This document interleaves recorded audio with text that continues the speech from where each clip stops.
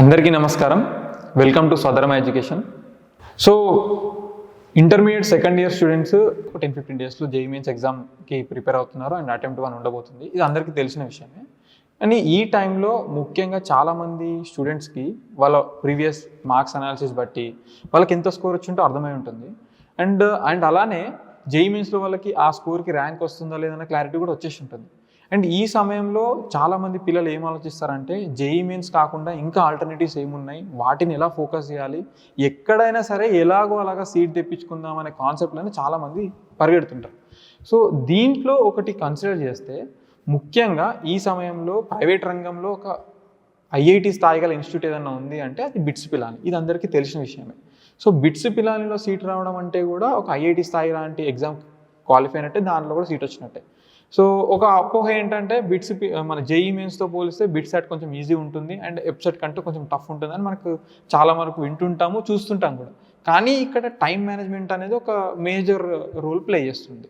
So దీనిపైన మాట్లాడడానికి Nano education నుంచి మనతో పాటు academic experts almost 15 years 20 years experience ఉన్న ఫ్యాకల్టీ మనతో పాటు ఉన్నారు. సో మొదటగా మనతో పాటు కేఎల్ఎన్ సార్ ఉన్నారు, physics faculty, and Diwakar sir garu, తను కెమిస్ట్రీ ఫ్యాకల్టీ. ఇక్కడ Gautam sir garu maths faculty, and Sameer Tripathi garu, he is also maths faculty. So వీళ్ళని అడిగి ఇన్ఫ్యాక్ట్ ఇది ఒక పాడ్కాస్ట్ లాగా కాకుండా డిస్కషన్ లాగా స్టూడెంట్కి బెనిఫిట్ అయ్యేలాగా మేము చేయబోతున్నాం. సో తప్పకుండా వీడియో మొత్తం చూడండి.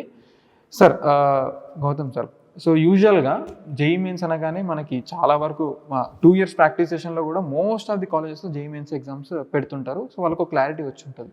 సో మనకి బిట్సాట్ ఎగ్జామ్ ఉంది అండ్ మనం అబ్జర్వ్ చేస్తే జేఈఈ మెయిన్స్ అయిపోగానే ఐపీ ప్రిపరేషన్ ఉంటుంది. ఐపీ ప్రిపరేషన్ అయిపోగానే టైం ఉండదు, బిట్సాట్ వచ్చేస్తుంది. సో బిట్సాట్ని దృష్టిలో పెట్టుకొని ఎలా ప్రిపేర్ అవ్వాలి, అసలు దానికి ఎలా అప్రోచ్ అవ్వాలి ఈ టైంలో ముఖ్యంగా? అంటే ఆల్రెడీ 2 years మనం అన్ని సబ్జెక్ట్స్ అన్ని టాపిక్స్ ఆల్రెడీ వినున్నాం కాబట్టి సబ్జెక్ట్ పరంగా మళ్ళీ డీవియేట్ అయిపోయి డిఫరెంట్ కైండ్ ఆఫ్ ప్రిపరేషన్ ఏమీ అవసరం లేదు. అట్లీస్ట్ సబ్జెక్ట్ పాయింట్ ఆఫ్ వ్యూలో అయితే మళ్ళీ అదే సిలబస్ ఉంటుంది. సిలబస్ అంతా సేమ్ ఉంటుంది. ఇప్పుడు వరకు నువ్వు చదివిందే ఉంటుంది మళ్ళీ సిలబస్. బట్ ఎగ్జామ్ ఫార్మాట్ కొంచెం డిఫరెంట్ కాబట్టి ఆ ఫార్మాట్ అలవాటు పట్టడానికి ఒక 2-3 ఎగ్జామ్స్ రాసుకుంటే అదే సరిపోతుంది. అంతకన్నా ఎక్కువ మనం మళ్ళీ అంటే ఎక్కువ డిఫరెంట్గా ఏం చేయాల్సిన అవసరం లేదు. అండ్ జేఈఈ మెయిన్ లెవెల్ కన్నా కూడా తక్కువ లెవెల్లోనే ఉంటుంది పేపర్ ఖచ్చితంగా. సో కొంచెం ఈజీ దాంట్లోనే వెళ్తుంది కాబట్టి, ఈజీ వేలోనే వెళ్తుంది కాబట్టి నువ్వు సబ్జెక్ట్ పరంగా డీవియేట్ అయిపోయి డిఫరెంట్గా ఏదో డిఫరెంట్ కైండ్ ఆఫ్ ప్రిపరేషన్ ఏం అవసరం లేదు. ఒక ఎక్స్ట్రా సబ్జెక్ట్ మనకి aptitude, logical reasoning and verbal reasoning ఉంది కాబట్టి సో దాని వరకు కొంచెం స్పెషల్ కేర్ తీసుకుంటే సరిపోతుంది. మిగతా సబ్జెక్ట్స్ నువ్వు ఇప్పుడు వరకు ఎలా అయితే ప్రిపేర్ అయ్యో అదే ప్రిపేర్ అయ్యి ఎగ్జామ్ ఫార్మాట్ కొంచెం అలవాటు చేసుకోగలిగితే చాలు.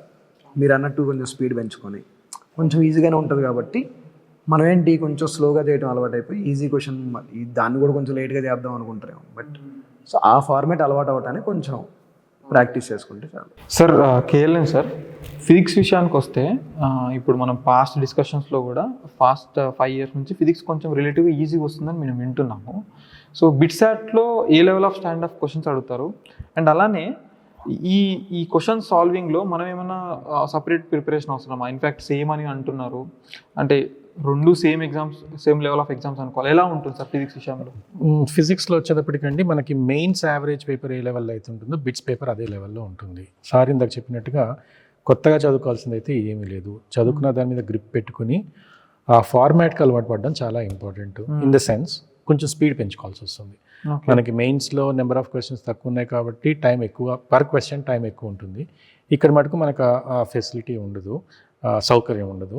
సో పిల్లలు కొంచెం స్పీడ్ పెంచేసుకొని డిఫికల్టీ లెవెల్ అక్కడ యావరేజ్ పేపర్, అక్కడ మెయిన్స్లో యావరేజ్ క్వశ్చన్స్ ఎలా అయితే వస్తాయో almost on par with that one the questions will be same here in BITSAT also. But they have to improve the speed. కొంచెం స్పీడ్ పెంచుకుంటే సరిపోతుంది. ఓకే. అండ్ ఇంకోటి ఏంటంటే by that time when these children are giving ఈ బిట్స్ ఎగ్జామ్కి వెళ్ళేప్పటికీ వాళ్ళకి almost ఈ మెయిన్స్ అయితే ఒక క్లారిటీ వస్తుంది. ఏ ఎన్ఐటి సీట్ వచ్చి ఉంటుంది, ఏదో ఒకటి ఉంటుంది. సో ఇక్కడ ఈ బిట్స్ రాసేది ఏంటంటే దానికన్నా కొంచెం బెటర్ స్కోర్ తెచ్చుకుందాము, లేదా బెటర్ సీట్ ఏదైనా వస్తుందేమో. ఎందుకంటే బిట్స్ని, ఎన్ఐటీస్ని, మనము ఈ ఐఐటీస్ని ఒకటే బ్రాకెట్లో చూస్తాము కాబట్టి బిట్స్కి కొంచెం ఒకటి ఏంటంటే ప్రెషర్ తక్కువ ఉంటుంది. ఆల్రెడీ మనకి మెయిన్స్లో ఏదో ఉండొచ్చు అక్కడ ఒక క్లారిటీ కూడా ఒక క్లారిటీ వస్తుంది. Relatively the number of students are taking BITS examination కొంచెం తక్కువగానే ఉంటారు కంపేర్ టు మెయిన్స్ ఎగ్జామినేషన్. కాబట్టి కొంచెం ప్రెషర్ తక్కువగా ఉంటుంది, ఈజీగా చదువుకోవచ్చు. కాకపోతే ఏంటంటే స్పీడ్ పెంచుకోవాలి. ఓకే సార్, కెమిస్ట్రీ విషయానికి వస్తే అంటే యూజువల్గా మనకు ఉండే కన్సర్న్ గుర్తుపెట్టుకోవడం అనేది ఒక కన్సర్న్ ఉంటుంది. ఎంత గుర్తుపెట్టుకున్నప్పుడు ఎంత షార్ట్ నోట్స్ చేసుకున్నప్పటికీ సిల్లీ మిస్టేక్స్ అనేది కామన్ అవుతాయి. మళ్ళీ ఇక్కడ టైం మేనేజ్మెంట్ అనేది ఇంపార్టెంట్. సో ఈ టైంలో ఈ సిల్లీ మిస్టేక్స్ ముఖ్యంగా హరీబరీలో పెడుతుంటాం కదా సార్, ఇవి అవాయిడ్ చేయడానికి. ఎందుకంటే మెయిన్స్లో అయితే +4 -1, ఇక్కడ +3 -1 మేజర్ లాస్ వచ్చేస్తుంది. సో కెమిస్ట్రీకి ఎలాంటి ఓరియంటేషన్ ఉండాలి అంటే attempt wise, exam attempt wise ముఖ్యంగా? ఎగ్జామ్ అటెంప్ట్ వైజ్ అంటే ఇప్పుడు అదే మనకు లెవెల్ ఆఫ్ ద పేపర్ మారదు. మనం ఇన్ని 2 years నుంచి చదువుతున్న ప్యాటర్న్ ఏదైతే ప్రాక్టీస్ చేసింది అంతా objective pattern, MCQ type, multiple choice questions. So అదే మోడల్లో ఉంటుంది పేపర్. అయితే లెవెల్ ఆఫ్ ద పేపరే కొద్దిగా మనకు మెయిన్స్ లెవెల్ కంటే తక్కువ ఉంటుంది. యాక్చువల్గా మెయిన్స్ లెవెల్ కంటే తక్కువ ఉంటుంది, ఎంసెట్ లెవెల్ కంటే కొద్దిగా ఎక్కువ ఉండొచ్చు. ఇన్ బిట్వీన్ మెయిన్స్ అండ్ ఎంసెట్లో ఉంటుంది. So only speed. ఇప్పుడు అక్కడ 25 క్వశ్చన్స్ ఉంటాయి, ఎంసెట్కి వచ్చే వరకు 40 క్వశ్చన్స్ ఉంటాయి, ఇక్కడైతే మనకు 30 క్వశ్చన్స్ ఉంటాయి. అంతే. సో కొద్దిగా స్పీడ్ పెంచాలి. అంటే మెయిన్స్ లెవెల్తో పోలిస్తే మనం we have to increase the speed and accuracy. ఎందుకంటే మార్క్స్ పోతే మళ్ళీ నెగిటివ్, డెఫినెట్గా దానికంటే ఎక్కువ లాస్ వస్తుంది 1/3. సో దానికోసం మనం చేయాల్సింది మెయిన్ ఏంటంటే మీరు అన్నట్టు మెమరీ బేస్డ్ క్వశ్చన్స్ ఉంటాయి. కానీ మనకు there are some specific topics. ఈ చాప్టర్స్ నుంచి కంపల్సరీగా జేఈ మెయిన్ సెషన్స్లో అయినా ఎక్కడైనా కానీ మనకు కంపల్సరీ క్వశ్చన్స్ ఉంటాయి. లైక్ పీరియాడిక్, అంటే ఇన్ఆర్గానిక్ తీసుకుంటే periodic table, chemical bonding, coordination compounds. Organic వస్తే general organic chemistry, basic hydrocarbons, alcohols చాప్టర్స్లో, బయోమాలిక్యూల్స్ చాప్టర్స్లో, వీటిలో కంపల్సరీ క్వశ్చన్స్ ఉంటాయి. సో అలాగే ఫిజికల్ అయితే మనకు అంత క్లారిటీగా చెప్పలేము కానీ బట్ మనకు ఈ టాపిక్లో ఇప్పుడు మోల్ కాన్సెప్ట్లో నుంచి కానీ, ఈక్విలిబ్రియంలో నుంచి కానీ, వీటిలో నుంచి కంపల్సరీ క్వశ్చన్స్ కూడా ఉంటాయి. సో ఈ టాపిక్స్ ఎలాగో వీళ్ళు ఆల్రెడీ రెగ్యులర్గా ఈ 2 years నుంచి చదివింటారు కాబట్టి కొత్తగా ప్రిపేర్ అయ్యేది ఏముండదు. అంటే ప్యాటర్న్ కొత్తది కాదు, ఏది కొత్తది కాదు కాబట్టి so they can do it. But only clarity, అంటే మనం ఏంటి అంటే కొద్దిగా పీస్ఫుల్గా చేయాలి, టైం తీసుకొని చేయకూడదు. Because they have to do more number of questions. వస్తేనే పెట్టాలి, అటెంప్ట్ చేయాలి. లేకపోతే దాని తర్వాత దే కెన్ కమ్ బ్యాక్. కదా కొంచెం ఎగ్జామ్స్ అలవాటు అయి ఉంటాయి కాబట్టి బిట్స్ వరకు వచ్చేటప్పటికి కొంచెం ఫియర్నెస్ తగ్గుతుంది, చాలా తగ్గుతుంది. అదే మెయిన్స్ 1కు ఉన్నంత టెన్షన్ దీనికైతే ఉండదు. ఎందుకంటే ఆల్రెడీ 2 ఎగ్జామ్స్ రాసేసి ఉంటారు, మేజర్ మెయిన్స్ 1, మెయిన్స్ 2. బిట్స్కి వచ్చేటప్పటికి కొంచెం అలవాటు పడి ఉంటుంది ప్రాణం. వాళ్ళకి తెలుసు మన కాలేజీలో రాసిన ఎగ్జామ్స్ బయట జేఈ మెయిన్స్ రాసిన ఎగ్జామ్కి తేడా ఉంటుంది. సో అదే జేఈ మెయిన్స్ ఫస్ట్ సెషన్ రాసినప్పుడు ఆ ప్రెజర్ ఉంటుంది, అయింతేనా అన్న ఫీల్ కూడా వచ్చేస్తుంటారు, చాలా వరకు వచ్చేస్తారు కాబట్టి ఈజీగా అయిపోతుంది. కొద్దిగా తగ్గింటుంది. బిట్స్ స్టార్ట్కి వస్తే వరకు ఇంకా కొద్దిగా they will become. Sir Tripathi sir, so one major concern in BITSAT is like we know that each subject carries some good amount of questions like 30 and 40 for maths. When you consider about aptitude and English reasoning, they have some about 30 questions, like in fact which is almost equal to, and we can consider that as one subject. And it's in fact important for a student who have some great knowledge in this English aptitude. That is very important, I feel like, for scoring and to get seat. And at this point of time, as what they should consider in scoring then that type of questions, mostly in that 30 questions. Okay, see, the BITSAT exam is mostly getting the scores. Okay, so the scores, as you said, like 30 marks in chemistry or 30 marks in 30 questions in chemistry or physics and 30 questions English logical. So it has an equal weightage, right? And a lot of people slip their rank because they neglect this topic also, right? So the weightage should be given to them. There are quizzes that can be applied there. The materials are available here in the market for this one, but I suggest that it is the overall approach. After mains, you have studied physics, chemistry, mathematics. Your level is good in mains. If your level is good in mains, you're good to go for BITSAT also. Or you can spend that time, 1 month or this one around, you can spend that time in English and logical aptitude. And like the material is available here, the market, that is plenty of there. Okay, and that will be like the weightage should be more given on specific topics with respect to mathematics. chemistry, physics. For example, in mathematics, if you see, the calculus portion is more in advanced, but lesser portion in BitSat. And the algebra portion is slightly more asked in this one. Coordinate geometry is more asked. So you can spend time in these topics during 1 month gap. And yes, you can give some papers of the logical and English as well. So that will be a balanced approach to maximize your scores. Okay sir, one open question. బిట్సాట్లో ఎంత చెప్పుకున్నప్పటికీ కూడా time management చేయడం అనేది important. Almost question difficulty కూడా almost JEE మెయిన్స్కి కొంచెం ఎక్కువ వస్తుంది. ఇక టైం కన్స్టెంట్స్ ఉంటున్నాయి.